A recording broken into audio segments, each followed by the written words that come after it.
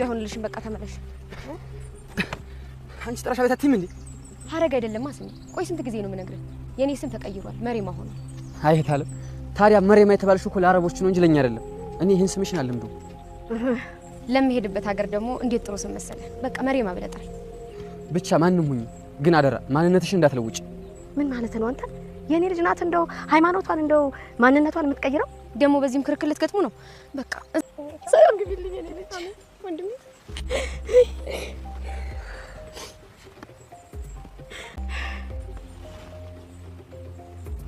አይድህነት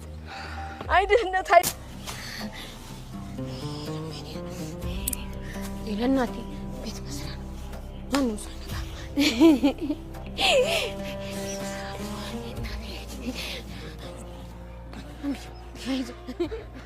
ሀረግ የኔ እህት አንቺ ነሽ? እኔ እኮ ወንድምሽ ነኝ ሀረግዬ፣ ወንድምሽ ነኝ። እህት አለም እኔን ማላስታወሽኝ? አታልቅስ። ለእናቴ ከሰራው በኋላ ደግሞ ለአንተ ሰራላለሽ። እሺ። መሪማ ከገጠር ወደ አዲስ አበባ ቤተሰቦቿን ሰርታ ለመለወጥ ወደ አረብ ሀገር ለመሄድ ደላሎች ጋር ለመነጋገር ወደ አዲስ አበባ ታመራለች። ያለቻቸውን ሀብት ንብረት ሽጠዋል ቤተሰብ። እናቷና ወንድሟ ቻው ብለው መልካሙን ሁሉ ተመኘንልሽ ብለው ተሰነባብተዋታል። እሷም ሄዳ ምስኪን ቤተሰብ አለኝ፣ ይሄን ምስኪን ቤተሰቡን መለወጥ አለብኝ እናቴ፣ እኔም እንደ ጓደኞቼ ከመታት በኋላ ወይም ደግሞ ከወራት በኋላ እንደ ጓደኞቼ ቆርቆሮ ቤት ሰራልሻለሁ እናቴ፣ ከዚህ ከሳር ቤት ትወጫለሽ ብላ እናቷን ተሰናብታለች መሪማ። ደላላውም ቤት አሳርፍሻለሁ ችግር የለም ስላላት ማረፊያ ስለሌላት ምን አይነት የተባረከ ሰው ነው ልጅ ቀድመሽ ሳሳውቂው፣ በዛሬ ጊዜ ማን ነው ደግሞ ቤት ያሳርፍሻለሁ ነው የሚለው እያሉ እናትም ተደስተው ልጃቸውን ከተሰነባበት በኋላ ደላላውም መንገድ ላይ ሲቀበላት እኔ እኮ በፎቶ ሳያት ሌላ ታሪክ መስሎኝ ነበር፣ ደግሞ በአካል ሳያት ሌላ ሆነችብኝ፣ ከርቀት እያየኋት እሷ መሰለችኝ፣ ደግሞ ገጠርም እንደዚህ አይነት ውበት አለ እንዴ በማለት ደላላው በመሪማ ውበት እጅግ በጣም ይደመማል። ደላላውም እቤቱ ከወሰዳት በኋላ እንጠጣ እያለ መጠጥ ሊሰጣት ሲሞክር በጭራሽ አላደርገውም ብትልም በፍጹም ቤቴ ድረስ መተሽ ግብዣውን መቀበል አለብሽ እንጂ እምቢ ማለት አትችይም እያለ መሪማም ሲያስገድዳት መጠጡን ጠጥታ ወዲያውኑ እራሷን ትስታለች። እጅግ በጣም አይታው የማታውቀው መጠጥ ስለሆነ ወዲያውኑ መንገድ ሀገር ትጀምራለች። መኝታ ቤት ወስድሻለሁ ይላል።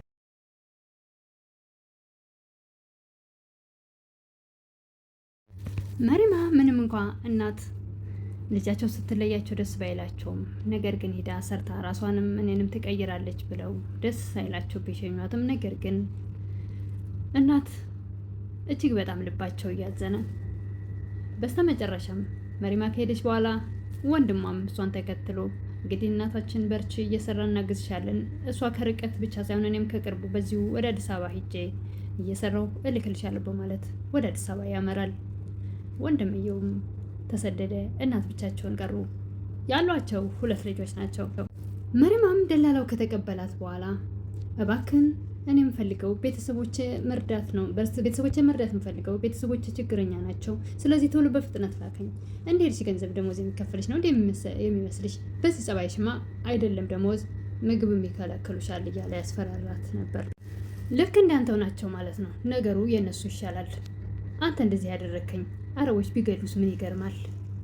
ደላላውም አስክሮም ምን ብሎም እንግዲህ ያለ ኃይሉንም ተጠቅሞ መሪማን የሴትነት ክብሯን ከተጠቀመባት በኋላ ለሆነ ሰው ደውሎ ልጅቷ እንደሚረገዝ እንኳን አታውቅም እያለ መሪማ የቤተሰቦቿንም የራሷንም ህይወት ለመቀየር ደላላውንም እባክህ በፍጥነት ላከኝ፣ ቤተሰቦቼ ችግረኞች ናቸው፣ እናቴን ሂጄ የምትፈልገውን ላድርግላት በማለት እየተጨቃጨቀች ቢሆንም ከደላላው ጋር ነገር ግን እሱ ያፌዝባት ይቀልድባት ነበር። ገና ሲያያት ነበር ገጠርም እንደዚህ አይነት ቆንጆ አለች እንደ እያለ ልቡ ያረፈበት። ነገር ግን ልጅቷ የማታውቀው ሀገር ህይወቷ ተበላሸ። የጠበቀችው ሳይሆን ያልጠበቀችው ደረሳት። ወንድሟም እንግዲህ እናቱን እህቴ ነገሮች እስኪስተካከሉላት ድረስ እናቴ እኔም ወደ ከተማ ወጥቼ ሰርቼ የምትፈልጊውን አደርግልሻለሁ ብሎ ከእናቱ ተሰነባብቶ ወጥቶ፣ ነገር ግን ያልጠበቀው ነገር ነበር መንገድ ላይ እየገጠመው። መንገድ ላይ እህቱ ቀውሳ ሜዳ ላይ አፈር ለብሳ በጣም የምታሳዝኑና ድንጋይ እየሰበሰበች ያገኛታል። እጅግ በጣም ያዝናል። እህቴ የመጣሽው ከእናትሽ ተለይተሽ ለዚህ ነው እንዴ እንደዚህ ሆንሽ? በጭራሽ ልታቆም አልቻለች ወንድሟ መሆኑን። እኔ እኮ ወንድምሽ ነኝ እህት አለሜ፣ እንዴት እንደዚህ ሆንሽ? አይ ምን አይነት እድል ነው ሰርተን አይደለም አንቺ እኔም ደግሞ ተጨምሬ እናታችን የሰዎቹ ልጅ ያደረሱት ቦታ እናደርሳታለን ብዬ ለእናታችን ታሪኳን እንቀይራለን። እኔም አንቺም እዛ ሆነሽ እኔም እዚህ መጥቼ እንግዲህ እናግዛለን እናታችን ብዬ ጭራሽ እንደዚህ ሆነሽ ያገኘሁሽ እያለ እጅግ በጣም አዝኖ በማያውቀው ሀገር እሱም በጎዳናው ስቅስቅ ብሎ ያለቅስ ነበር። የእናቴ ልጅ እህቴ አሁን ለእናቴ ምን ብዬ ልንገራት፣ ምን ብዬ ስላስረዳት በማለት ጎዳና ላይ እሱ ስራ ፍለጋ ሲንከራተት እህቱን እንግዲህ እንደዚህ ሆና መንገድ ላይ ሲያገኛት እጅግ በጣም አዝኗል፣ ደንግጧል። የደላላው ፍቅረኛም አስወጥታ መርካቶ ወይም ደግሞ አውቶቡስ ተራ ወስደህ ጣላት ብላ ለሆነ ሰው ነበረ የላከቻት። ጨለማ ነበርና ከቤት ስትወጣ በማታውቀው ሀገር ስለሆነ ወደዛ ወደዚህ ስትንከራተት አምሽታ፣ ነገር ግን ደግሞ ያልጠበቀችው ነገር ገጥማት ራሷንም እንግዲህ ራሷን እንድትቀውስ ሆናለች። እጅግ በጣም ያሳዝናል። ወንድሟም ድንጋጤ ላይ ነው የደረሰው። ያልጠበቀው ነገር እህቴ ሄዳለች፣ ህይወታችን ይቀየራል፣ እኔም ደግሞ እዚህ ጋር ሰርቼ እንተጋግዛለን ብሎ ያሰበው ልጅ፣ ነገር ግን እህቱ ጎዳና ላይ ወድቃ ድንጋይ እየሰበሰበች እና እየቀባጣጠረች ሲያገኛት እጅግ በጣም ልቡ ተሰበረ። በጣም የሚያሳዝነው ነገር ደግሞ የደላሎቹ ጭካኔና ክፋት ከክፍለ ሀገር እንልካቸዋለን፣ ማረፊያ የማያስፈልጋቸውም፣ ዘመድ ከሌላቸው እኛ ማረፊያ እንሆናቸዋለን እያሉ ብዙ የሚያሰቃዩ፣ አንደኛ ሴትነታቸውን ደግሞ አስገድደው ይጠቀሙባቸዋል፣ ሁለተኛ ደግሞ ከብት ንብረታቸውን አሽጠው ገንዘባቸውን ይበሉባቸዋል። ወይም አልተላኩም፣ ያሰቡት አልተሳካም፣ ነገሮቻቸውን ብልሽሽት አድርገው እዛ አሳብደው ጎዳና የአዲስ አበባ ጎዳና ላይ እንዲወድቁ ያደርጋሉ። በእውነቱ እጅግ በጣም ያሳዝናል። የራሴንም የቤተሰቤንም ህይወት ትለውጣለሁ ብለው እየወጡ እንደገና የቤተሰብ ንብረት ሁሉ ተሽጦ አንደኛ ንብረት ከንብረታቸው አልሆኑ፣ ሁለተኛ ደግሞ መተው የሴትነት ክብራቸውን የሚያጡት፣ ልባቸውን ቅስማቸውን የሚሰብሩት፣ ከዛም አልፎ ራሳቸውን ስተው አብደው ጎዳና ላይ የሚወድቁት እጅግ በጣም ቁጥራቸው ብዙ ነው። በጣም ያሳዝናል። መሪማም ድንጋዮቹን ሰብስባ ቤት እየሰራው ነው፣ እሺ ለአንተም ቤት እሰራልሃለሁ፣ ነገር ግን መጀመሪያ ለእናቴ ነው የምሰራው ትለው ነበር ወንድሟን።